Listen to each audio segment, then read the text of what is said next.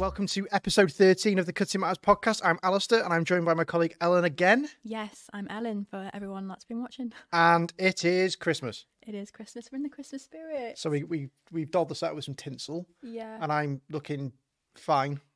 When you said to me you had a surprise before, I was thinking, what's a surprise? And then when we were getting ready to like come behind the cameras, I was thinking, oh, we should definitely put like little crowns on that you get at a Christmas cracker. And then Ali like looked at me and he was just like pulled out this hat from his pocket. And I was like, oh no. So let's just cut some tinsel out and put it on my head. Christmas vibes.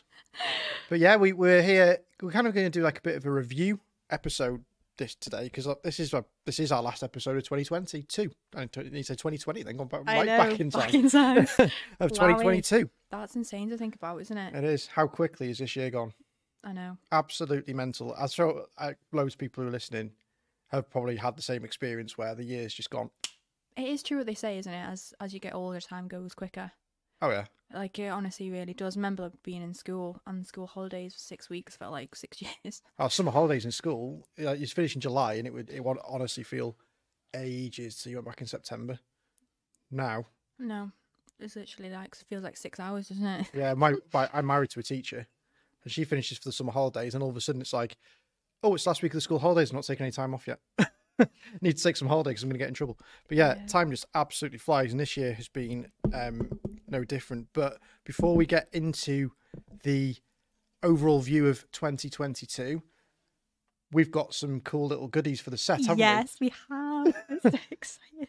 So Ryan from Novachrome. Just before we go into it, this only works though if you're watching this on the video. Yeah, of course. If you're listening to us, then make sure you check it out on our socials or on YouTube as well. So we've been speaking with Ryan from Novachrome UK. Yep. And they have created these gorgeous mugs for the Cutting Masters podcast. I'll put one right I don't know if you can see. Can you see? Put one right in front of my camera. Is that blurry? Does that look right? But they are stunning. So yeah, shout out to Ryan from Novachrome. They are experts in sublimation. So this is actually sublimation cut and print onto these mugs. So they look stunning, don't they? Yeah, I'm well chuffed with them. We had a few done as well, didn't we? So we've got enough we've in the got office. a couple. Yeah, we all got one in the office now. So everyone knows we've got a podcast. If you didn't know before, definitely do now because we're drinking tea out of them all day. Yeah. But yeah, gorgeous. Thank you for that. Thank you. No, they are great. And he also did you a little Crimbo present, didn't he? Yes, hopefully my mum's not listening to this. Oh, yeah. Oh, well, yeah. I'm pretty sure she won't be. Well, it's going to go out the end of the week, so it's not going to give her too much time. I won't let her listen to it until after Christmas. Yeah, banner. Yeah. So because they specialise in sublimation, I've also got a jigsaw puzzle printed out for my sister's graduation. So that's been printed onto a jigsaw puzzle, and I'm going to gift that to my mum for Christmas. Nice. Yeah. You're going to break it up into bits, so it's like a surprise. I don't really know how to give it because it looks nice as it is, so she can see the picture, but I don't know how I'm going to present it. Like I would break it up into bits. I wouldn't know what to put. Like how I can't just give it like in an empty box. I want it to look nice. Mm. So might cut out a little box actually with the laser machine or the flatbed and put ribbon and stuff around it maybe. Yeah. Like a little note saying. Yeah, you could do that. That might be nice. You can make it like a little, either like an MDF. Little actual, maybe with a slide top. Yeah. That would be cool. That could be quite cool. Can you do that on the laser? Well, yeah, you just make all different pieces and then stick all together, don't you? Yeah, just thinking of the I suppose you could make like a recessed edge, couldn't you? So you could put like a slide top in it. Yeah. That'd be cool. Or one of those you can cut the MDF so it's like hinged, can't you? Yeah, could do that. Do like a hinge. Okay, there's lots of options. Yeah. That'll keep me busy for the rest of the week. Right. So how are you geared? Are you all ready for Christmas? I thought I was, but you know when you have like little piles and you start wrapping and you start looking at all the piles and then you think, oh, I probably could get something else for that person. Oh, I've actually not got that person or anything yet. So my brother, he's moving to Dubai in the new year and I don't really know what to get him because he's moving to Dubai. Right. So I don't know what to get him. So any suggestion? Suntan lotion. Yeah, he probably would Lots need that. of it. Yeah. An air conditioning unit. You know, one of those hats with a solar panel on the top and a fan in the peak. Gosh, imagine one of them. Do you remember those from when you were a kid? I remember. Or am I showing my age? I remember the ones with an umbrella on the top. Yeah. Yeah. When I was a kid, you could get like baseball caps with a solar panel on top. Oh right. And in the peak there was a fan. So when you're obviously when in sunlight, Yeah. yeah, Cool you down. I don't think he'd wear that. I think he's probably too cool for school for that. Well, I need payback from last year, really, because he got me a bungee jump, didn't he? So, Oh, that's true. but what I was thinking of, that there's lots of tall buildings, isn't there, in Dubai? Yeah, So hopefully he's not be a listening to this. skydive off one of them things rather Well, than a we're bungee jump. thinking he doesn't do very well with heights, and neither does his fiance. So we're thinking of doing like a height experience where you like walk around the border of a building. Ooh, So well, they do on I'm a Celeb. Hmm. Yeah. yes, I think that would be very good payback actually. Oh yeah, that's But I cool. need to organise that. But Yeah. are you all sorted? Got baby number 2 on the way. Yeah. Baby number 2 is due Christmas, so there is a chance I'm going to put like an out of office statement on this podcast. If you try and contact me first couple of weeks of January, there's a chance I won't be here. Well, there's probably quite a high likelihood I'm not going to be here beginning of Jan. So yeah, paternity leave. So yeah, the good lady is due on the 7th of Jan, but basically could be any time now. Yeah. And because it's our second one, literally could be literally tomorrow. Yeah. So we've had all good news from the hospital today. So everything's good to go for baby number 2. The house That's is sorted. amazing. Got everything out the attic from baby number 1 a couple of years ago. Got it all rebuilt. So yeah, we're all babyfied at home again now. Do you think there's any chance of baby number 2 coming on Christmas Day? I don't really want to. I wouldn't want a birthday on Christmas Day. No. And B, Extra presents though.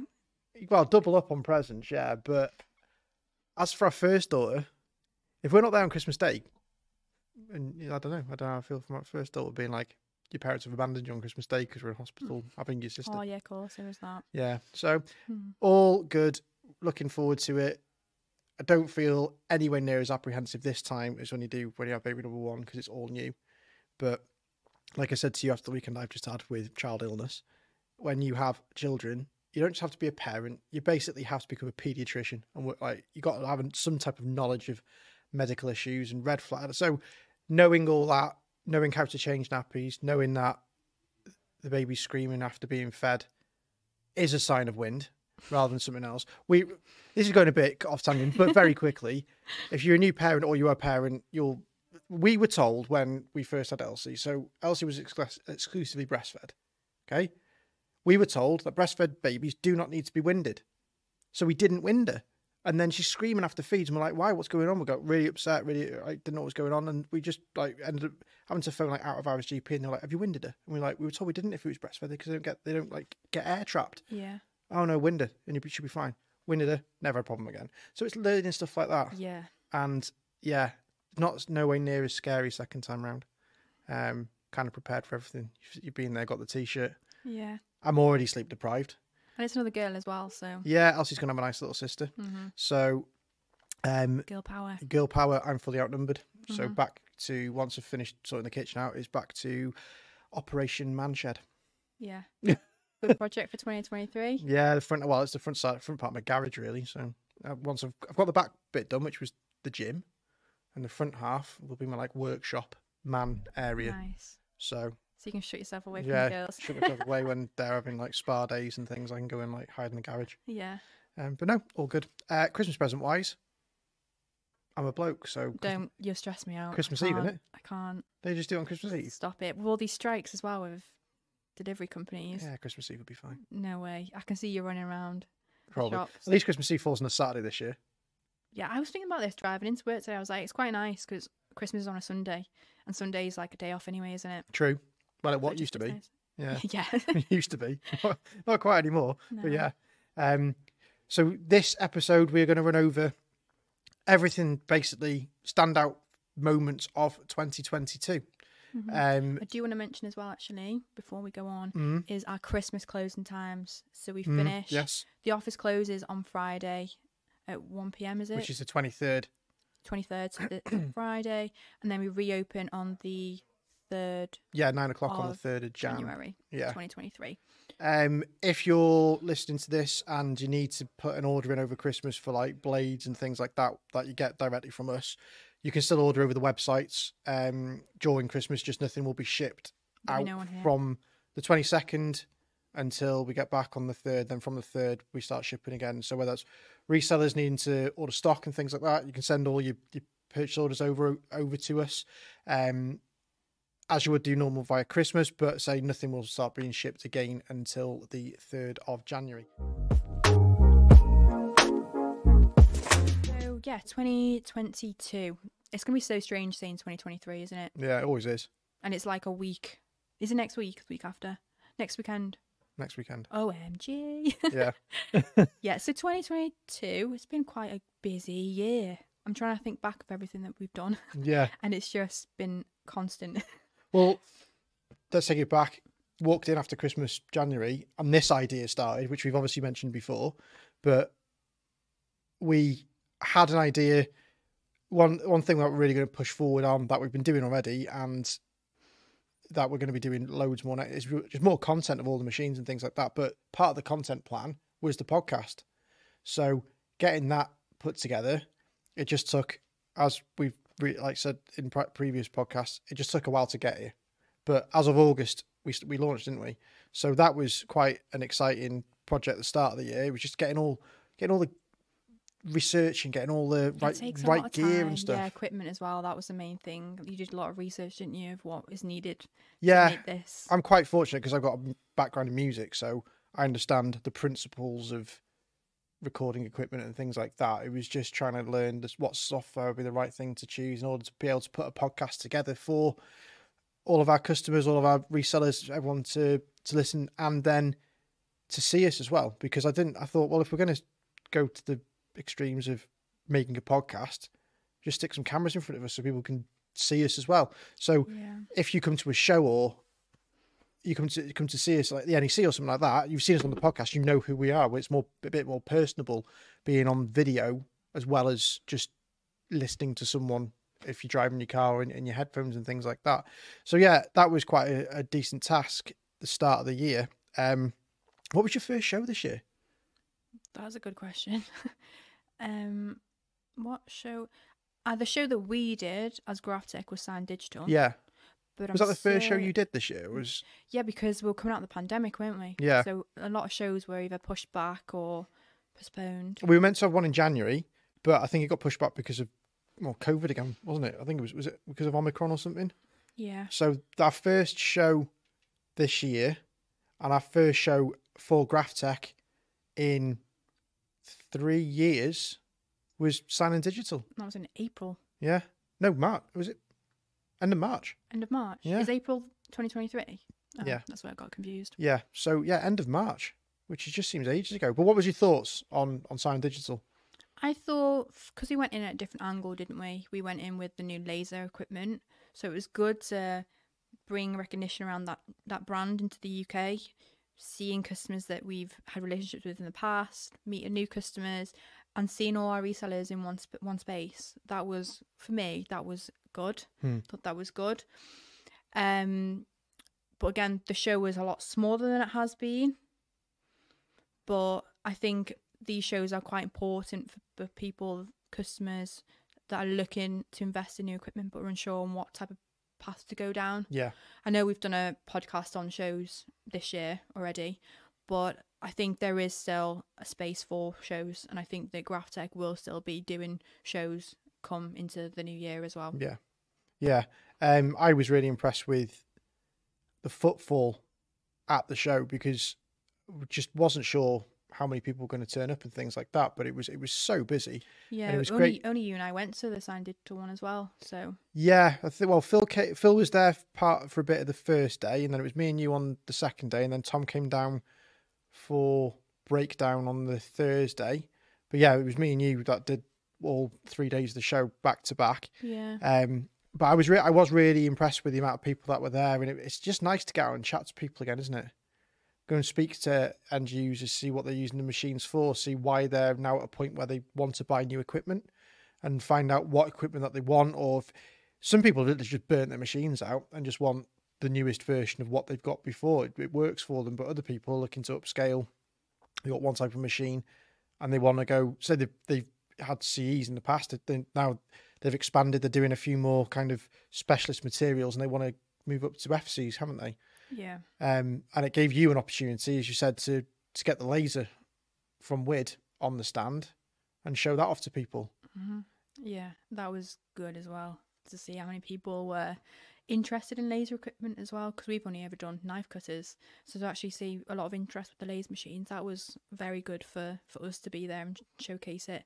And on the back of that as well, throughout the year, we've done lots of demonstrations here and online for the laser machine. Yeah, so I guess taking dems virtually online has helped. It's still very popular as well, doing virtual demonstrations, because you've got somebody say, because we're based up in North Wales, someone say in Scotland or someone down south, you know, want to see the equipment, but they can't take that day, 2 days out to come here to see it.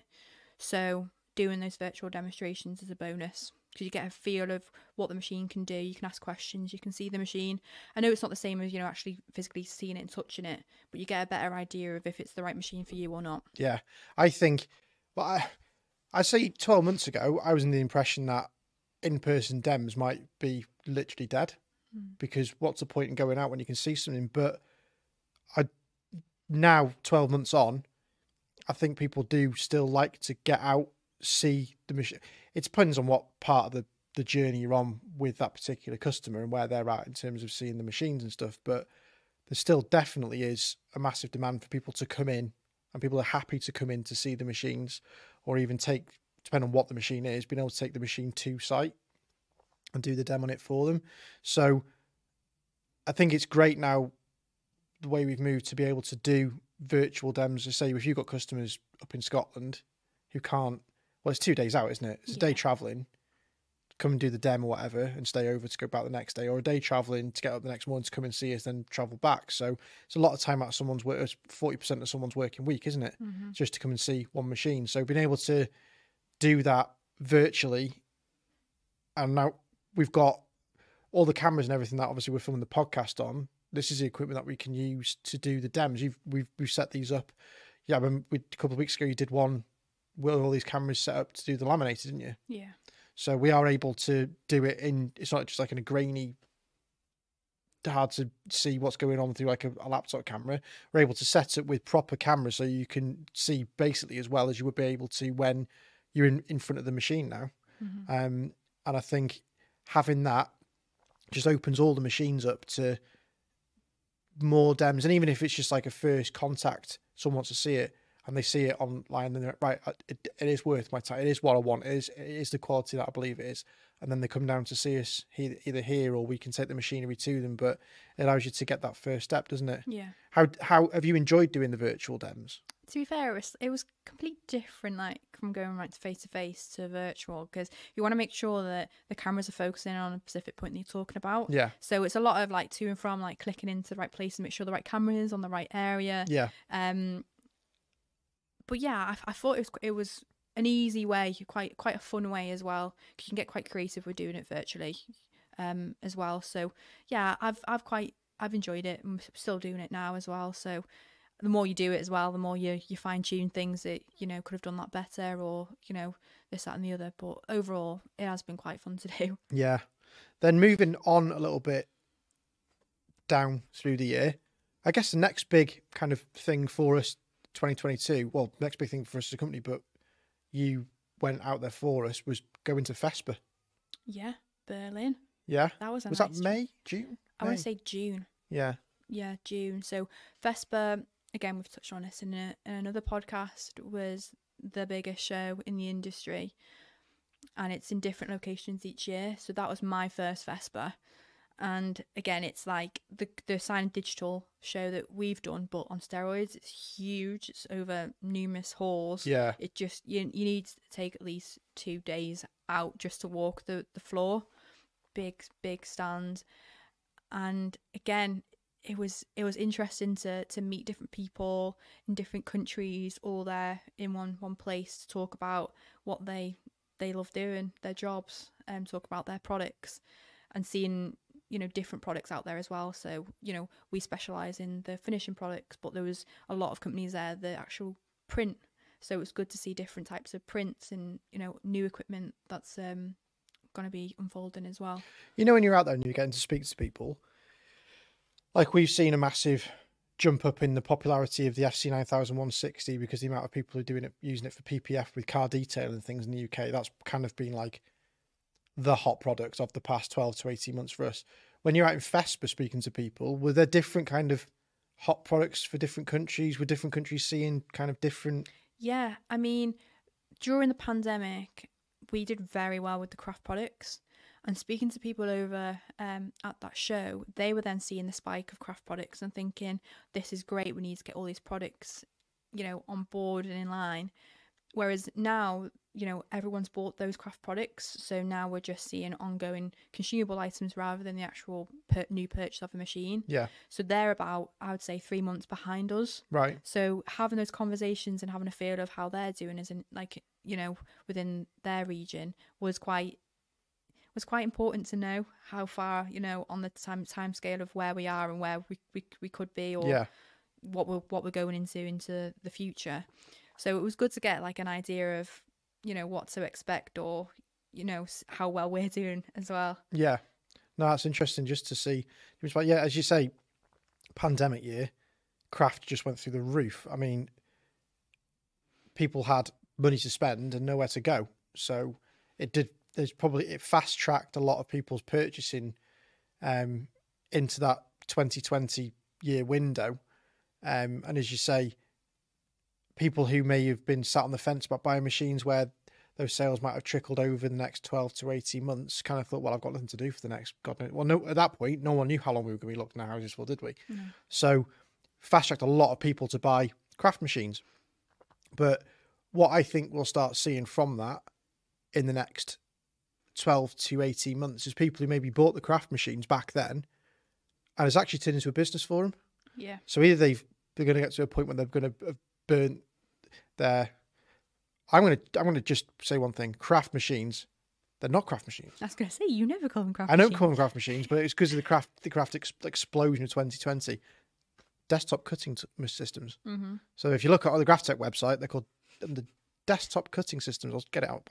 My words out of my mouth in a minute. But yeah, people who've bought those maybe have got to a point early part of next year, maybe next summer, where they go, right, that little kind of thing that I started in lockdown, now go into a business. You might see those people either looking to renew the machines, buy more machines, like Silhouette Studio Business Edition, allow you to drive more, multiple machines out of the software, or even looking to go, right, want a GraphTech now. You might see that kind of uptake. I think we definitely will. Yeah. Yeah. And also you'll find like different hobbyists purchase machine for different things. Yeah. So like we're saying, in lockdown, everyone was like getting into baking, not just like creating like personalized stuff, but baking was a huge thing. Yeah. And we've got our little small die cutters within the baking industry as well. So again, who knows what type of industry it will boom in. Come the new year. Like when you buy a machine, you have like a mindset of, I'm going to do that. But then the more you do research, the more you see things. It's like, oh, well, my machine can also do that. Why can't I just like trial it out, buy a few different products, and then you see success, and then you just focus that as a side of the business as well. It's amazing the amount of people who buy like the Cameo and things like that and just do not realise that you can cut vinyl without a cutting mat. No, I find that though, some customers have been in touch about the C7000 machine. They bought it to use heat transfer vinyl, but they're unaware it can actually put signage vinyl through it as well, or even card. Yeah. Different types of material. I had a customer that was actually a graffiti artist. I don't know if I spoke to you about this.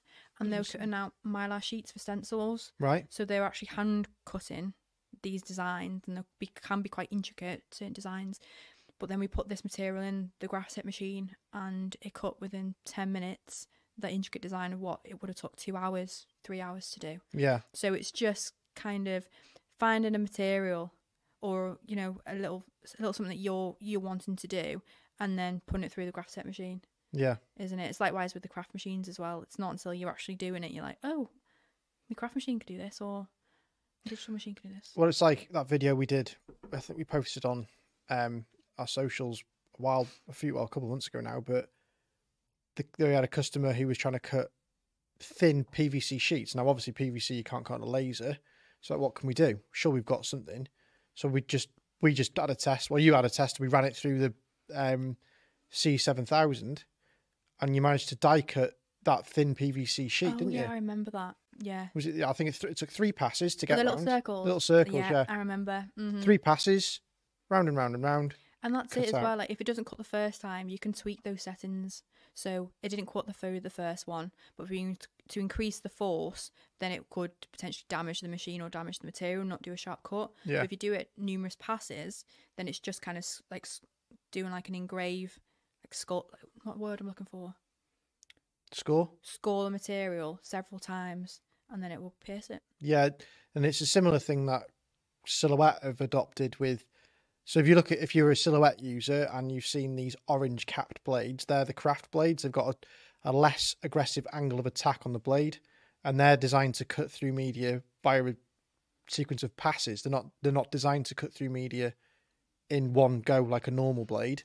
They're designed to score their way through until they get through the media. Mm-hmm. So, but you can do that type of job using the Graphtec machines as well. I say, having the blade length set correctly, the force is set correctly, and the speed and passes, it is doable. You just need to know how to do your test cuts and things like that. Just fine tuning, isn't it? And once you've got them settings, then you can save them to the machine.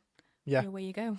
This year's been quite a big year of exploring different avenues for all the machines that we sell, really, hasn't it? Yeah, it has. It's been a learning curve for us as well, isn't it? As Yeah. well as customers, they're learning what products and what materials. We're also learning as well.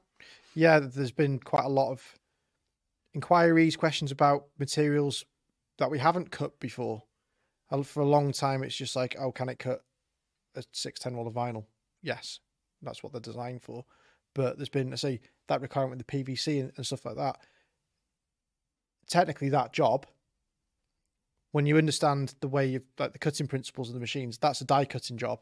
So technically, it needs to be adhered to a carrier sheet first so it doesn't fall out. But just because of the rigidity of PVC, we were able to die cut that without a mat because it just stayed in place. But if you'd done that on card, it probably wouldn't have done. So you would be doing that. But it's just exploring different avenues for the machines and things like that. And that's all stuff that leads that comes from going to these shows. Can generate. You get people walk onto stand saying, "Oh, I've got this material. Can it cut that?" Sometimes it's just no, it can't do that. But we know so many people in the industry of different machinery and things that we are. If you had a phone call earlier and you literally said to somebody, "Our machine isn't the correct thing for that," but we're not going to BS you, to say it nicely. I was just thinking, yeah, what? But and then it went. we're not going to just sell you a machine. Oh yeah, we'll just send you a cut because at the end of the day, it's not the right thing for our customers, and it's That's just me. and then it's going to cause us a headache, isn't it? Yeah. We just sold a machine just to sell a machine, but if it's the wrong thing, so we won't, even if that isn't going to generate revenue for us or our resellers, if it's not a piece of equipment that we sell, it's the right thing. Yeah, we're not going to sell you a machine which we don't think is going to be suitable. No. Because if it's just going to cause you as a customer a headache and us as a supplier a headache because we sold the wrong machine for the wrong job. So yeah, it would just be straight up. If it's not going to work, it's not going to work. Yeah. But we can offer an alternative. If our machines won't work, then we know other branded machines, other manufacturers which we know of, which we can maybe suggest. Yeah. The next big milestone really in the year for us as a company was the launch of the Cutting Matters podcast. Have you found it? I've loved it. Yeah. At first, I was very nervous and having spoke to our resellers, they're always asking about the podcast, how we're getting on. And I'm just brutally honest. And I was like, honestly, didn't like the cameras being there. And the fact that we were just recording. And if it wasn't for the editing part, I literally would have been bucketed. Because a lot of times I mess up my words. But I think I've enjoyed it. It doesn't feel like we're working. But it's obviously great content and we are helping people because people are listening to it and interacting with us. But honestly, do you think it's been a great project? I think it was quite an alien environment for you at first, wasn't it? Yeah, it's not like I never go in front of the camera because doing those virtual demonstrations, you're in the camera, you're presenting to people. Yeah.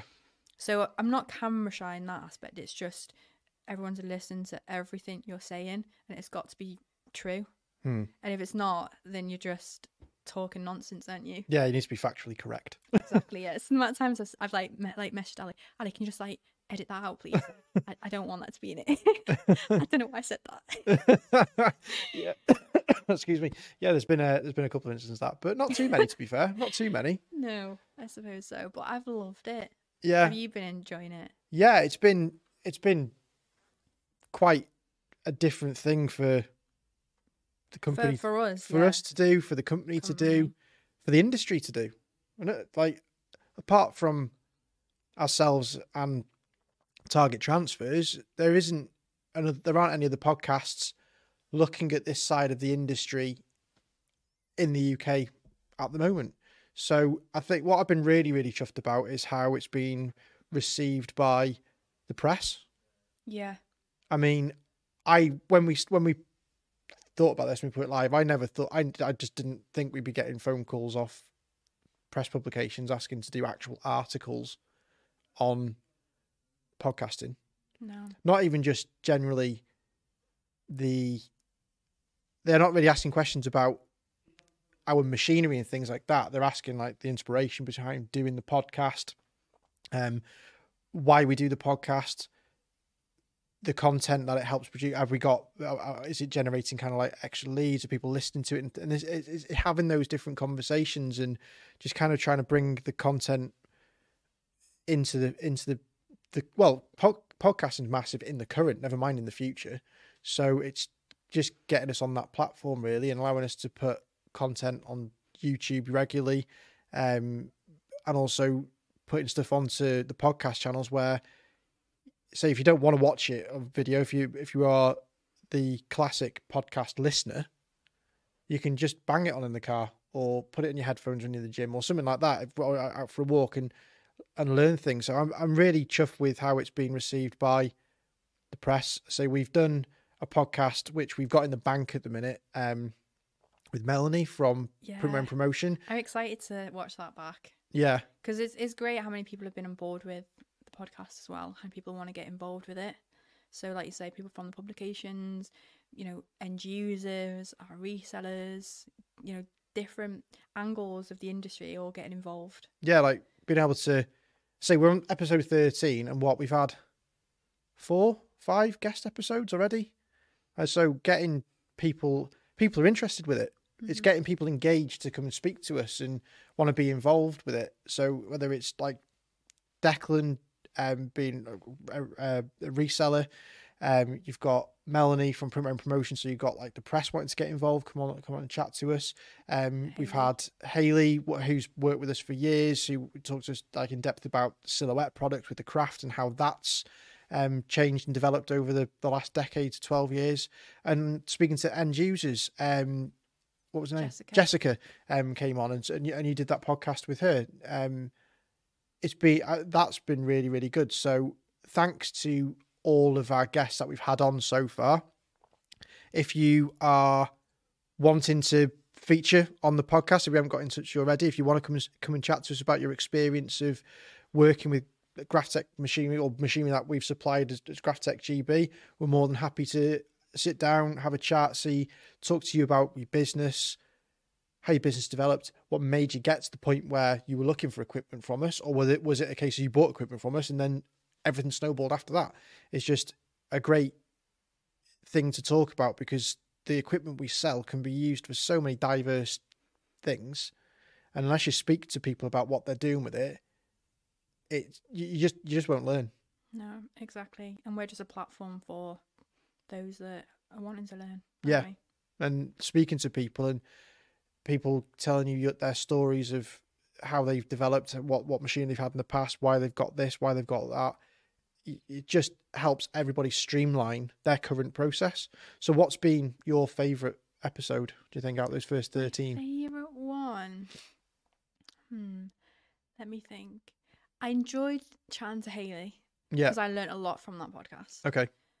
Declan, he's just a laugh. Loved having Declan here and chatting to Declan. It was a whole experience with Declan because it wasn't just the podcast. He was here for a couple of days, wasn't he? A couple of days. He's ace. Love him to pieces. Probably my favourite one would probably be Jessica, because I know Jessica, I've known her for a couple of years, Yeah. but seeing like her from a completely different background use our equipment and then now succeeding, and now she's runs her own business, and just having that conversation with her to find out what she's done, how she's managed to get there, and just seeing and hearing about plans for the future, that for me was a good one. And what's quite interesting about you saying that kind of refers back to what someone we spoke to a little bit earlier in this podcast, people who bought equipment during lockdown and now 12, 18 months later have got to a point where it's actually a business for them, which maybe that wasn't the intention when the equipment was bought. It was just something to kill the time and things like that. Yeah.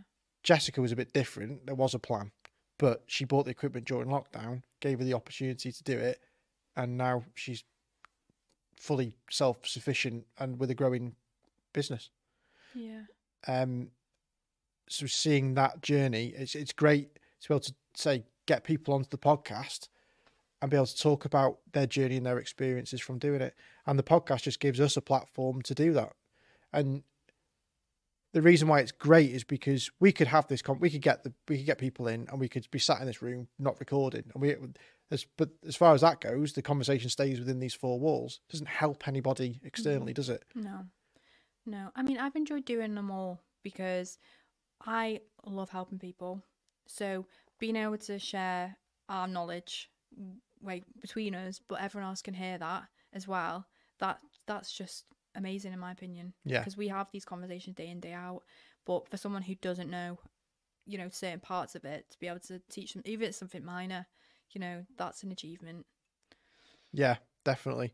So fast forwarding, so that we got like.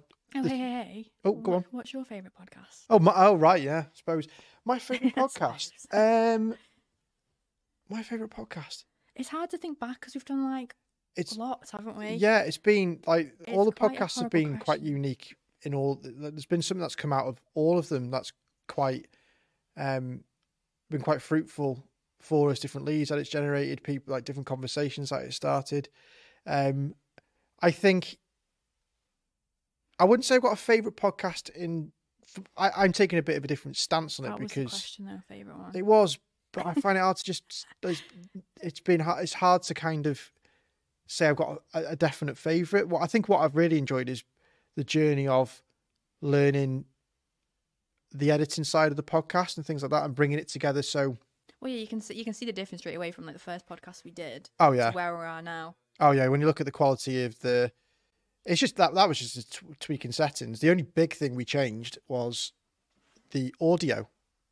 The mics and things haven't changed, but this is getting a bit Geekville. But we had a bit of an issue with the sound processing in the first couple of podcasts. So I do apologise there was a couple of glitchy bits and a weird kind of echo thing going on every now and again through the podcasts, but rectified that with getting some slightly different equipment for the mics to be plugged into, and it's kind of learning that and the gremlins of all that you can find in the system.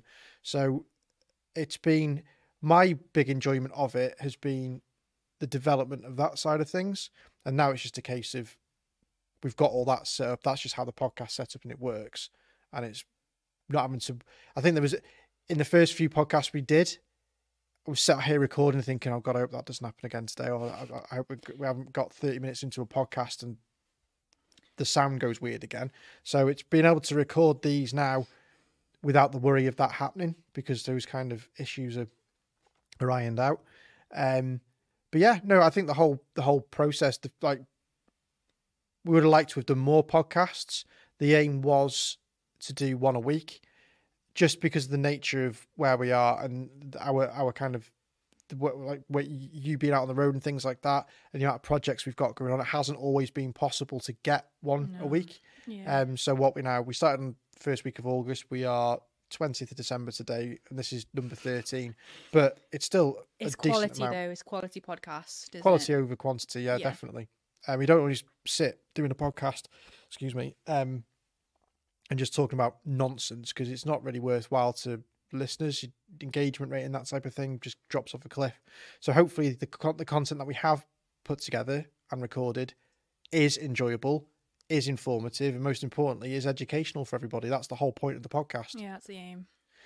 So moving on from August, we get to, well, go straight into the autumn really. And I think our biggest kind of project throughout the autumn was planning the Vinyl Summit with Target, wasn't it?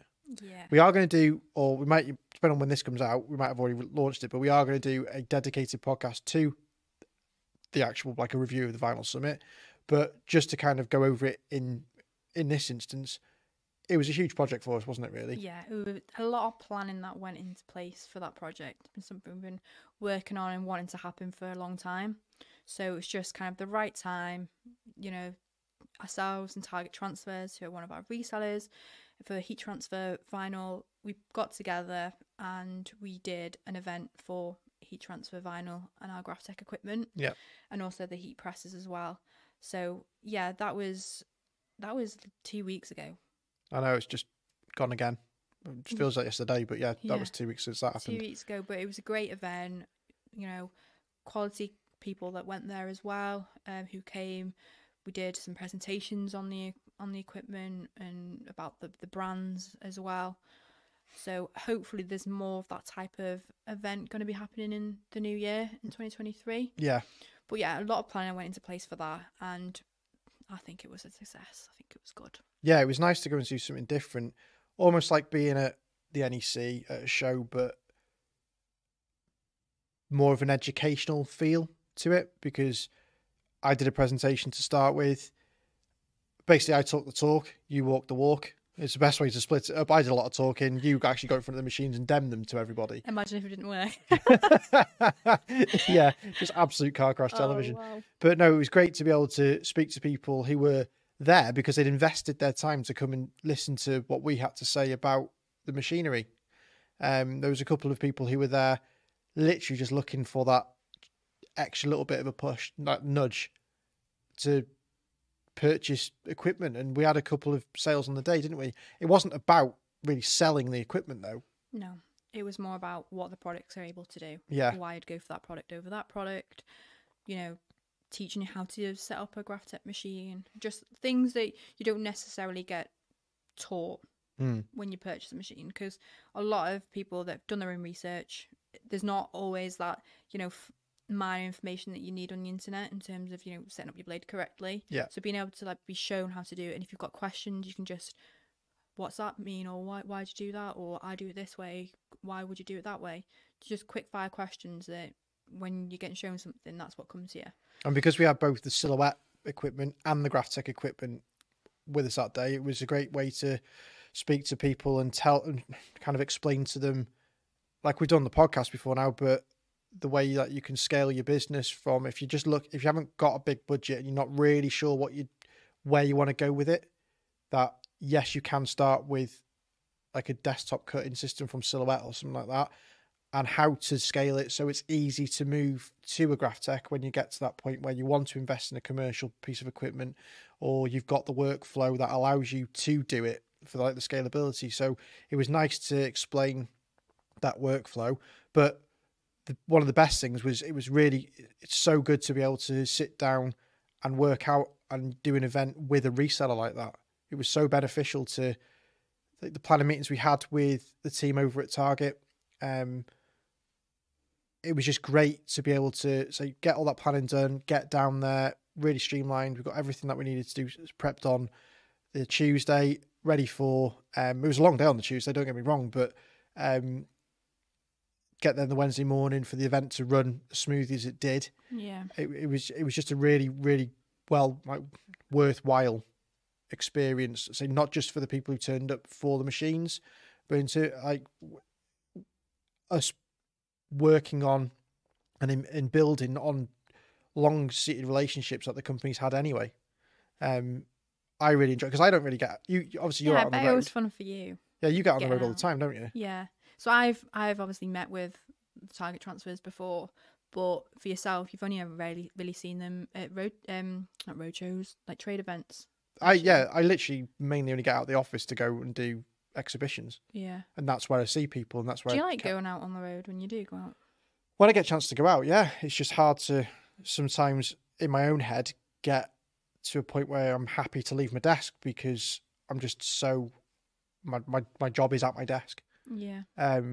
So I do find it hard to kind of cut that tie. But when you get out on the road and you go and see resellers or go and do events, you get so immersed in it. It is really beneficial to do, and it's nice to build on those relationships. Like I hadn't seen Martin or Andy. I'm trying to. It must have. I don't think I've seen him in the flesh since we signed in digital 2019. So Wow. it's just as well as you can have a relationship with people over the phone or on email. It is nice to have those personable moments when you actually get to sit down, have a coffee, have a chat, and that's indicative of how business works. You don't just email people all the time, and it's good to have a personal relationship, and it's good. We don't just do it for resellers. It's like having that same kind of relationship with our end users that come in to see you for dems, isn't it? Yeah. Because you wouldn't have half the success that you do if you weren't able to actually speak to people in the flesh and things and go out and see people. No, because, speaking to somebody and finding out what they require is far more important than, like a little quick message, I need this machine for that. Yeah. So I need to find out a bit more, find out, what you're doing, just in a bit more depth, and being able to have that conversation with people is vital. It's really important. And then having the option to come to our demonstration room or any of our resellers' demonstration rooms where they can go in to see a specific product, but there's also other products around it as well. So you can link them up together, or want to go for that machine, but maybe that machine's better. So yeah, definitely important. Yeah. Yeah. So finally, really, as like a overview, one of the biggest things for this year really has been the amount of change we've had digitally. Yeah, there's been loads of work that you've been doing behind the scenes, not just yourself, but also Lucy. You guys have been working around the clock. Yeah, I don't think you actually stopped working, to be honest. Well, I try to, but sometimes 11 p.m. at night, check this out, check this read. I'm like, oh, I'm going to bed. It's so good. This refers to an article I WhatsApped to our group last night about something that we're looking at, and I think I woke up this morning and I was looking through it and I wasn't actually awake. It was my bedtime reading last night. But yeah, so yeah, there's been going back to the start of the year was the first project was we launched a whole new website for the commercial side of the business with GraphTech. Yeah, that kind of had we kind of launched it, didn't we, at the Sign Digital with the appearance of how we had our stand with the new website, wasn't it? Yeah, it all tied in together. So I think the website went live 1st of March. So then the design that we used for the website was kind of turned into the backdrop of our stand for Sign Digital. So yeah, that the new site went live for the commercial products on, say, the 1st of March. And then from that point, it was a case of looking at our craft website. So we had a new craft website go live 1st of August, I think it was. But in that period as well, Lucy, who's always behind the camera, we should definitely get Lucy in front of the camera. Yeah, we need to get Lucy in front of the camera. We do, yeah. She sat here busy, driving the podcast, making sure nothing goes wrong and things whilst we're recording it. But Lucy joined us on the 1st of June to really help grow the craft side and the products there. So yeah, it's just been a huge development across that. Getting more active, over the past, 12 to 18 months, really, on the social media side of things. And then I kind of, over the last couple of weeks, starting to write and get a lot more educational copy and content onto the commercial site for all of our machines that are on there. So we can aid all of our users and things and prospective either customers who are coming to us or customers that are going through our resellers to help them learn more about the products. So yeah, we've had loads going on that front. It's been quite a busy year, and there's still loads more that's going to be going on next year with it as well. Yeah. Out of the developments that we've kind of made online, what do you think's been the best in your opinion? I think the more content relating to different products and what they're used for has always been a common question that people call up for, and for our resellers as well. So let's just say, for instance, a cut and strip. Why would you need a cut and strip? All that type of information is all up on the website now. Yeah. So it makes sense to why you'd need that, why you'd need to replace that, what it's used for. And that's the same with all our machines. So you might have an idea where you want to go down the CE route, but actually what you're needing is an FC machine. So you have all that information on the screen, and people do their own research, and having that research there for you on our website is important. Even we had a new girl called Michaela start this year. Having all that information on the website, she was able to pick up things instantly on the phones, being able to talk through different products, you know, and feel more confident about talking about them products as well. So, and also the reseller portal as well. I think Portal, that's brilliant. Right, so a huge announcement that we made 1st of June, I think it was us taking on Brother Scan and Cut machines. I think it was June, because I remember when I went to Vespa, and that was a new product that we were talking about internally. And that, so it would have been June, Yeah. So we became distributor for Brothers range of scan and cut machines. So which ones are they? CM 300. Yeah. The SDX 900. Yeah. SDX 1200. So the SDX is their own little product, aren't they? And then you got the CM machine, which is a separate. Yeah, so there's two ranges, CM machines, which are kind of like, they're a little bit, I say basic, they're not basic, but they've got a few, they're more, a startup machine. They're a startup machine, and where the CM machine series comes in, I feel, is if you've ever been a hobbyist crafter who's been used to using like hand wound dies, this is where I feel the transition from hand craft through to digital craft. It's where the Brother Scan and Cut series sits, and especially the CM model, because it's got a few less features than the All Singing All Dancing SDX machines, but it makes that transition a little bit easier to kind of work with. So you got the CM models and then the SDX models, and just taking on those, it's been fantastic, hasn't it? Yeah, we've had a lot of success with them. Yeah. A lot of different people in different angles who are interested in the machines, users that have done the machines for years, they're in contact with us about the products. So overall, and new customers obviously that are looking at purchasing new machines. So overall, it's been very interesting, because the current craft machines that we did have, they offer something different, the Brother machines. Yeah. Which I think is great. So you've got the scan and cut element. Scan and cut. Scan and cut. Scan and cut element, which is a great feature for them. But yeah, overall, I'm very impressed with the product. Having done demonstrations with them and presentations as well, I think a very good machine. So I'm glad. What do you like about them? Like as a machine, what do you think's like easy to use? But it's with the SDX range. I love those models because they've got the auto blade detector, and with that you literally just pop the blade in, and then you can select on the screen whether you want it to die cut, so cut the right way through, or just kiss cut, so just the first layer, and you either enable it or disable it, and then it will then cut. You don't have to set the blade up at all, it just does it for you. It's just a dream. That auto blade technology on the Brothers, it's amazing. Yeah, it is incredible.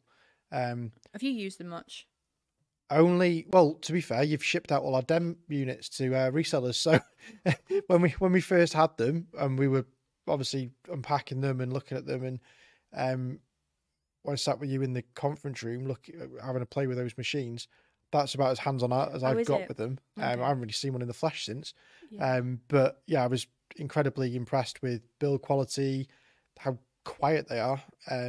Yeah, that's another huge thing. Yeah. How silent they are. Yeah, they are unbelievably quiet. But again, they link into everything that we do at Graphtec GB because of the XY. So it's the same kind of, when you get to the cutting interface of it, it's the same technology that goes into a Graphtec cutter, which goes into Silhouette cutter, which goes into Brother cutter, which even goes into the lasers. It's all that same XY technology, and that's where all of our products link together. So yeah, getting Brother on board, with, like, especially it's gone down really well with our. You've got a few resellers that have taken it on, haven't you? And they've taken it to shows. They've taken shows, they've done live events on social media, they've done TV shows.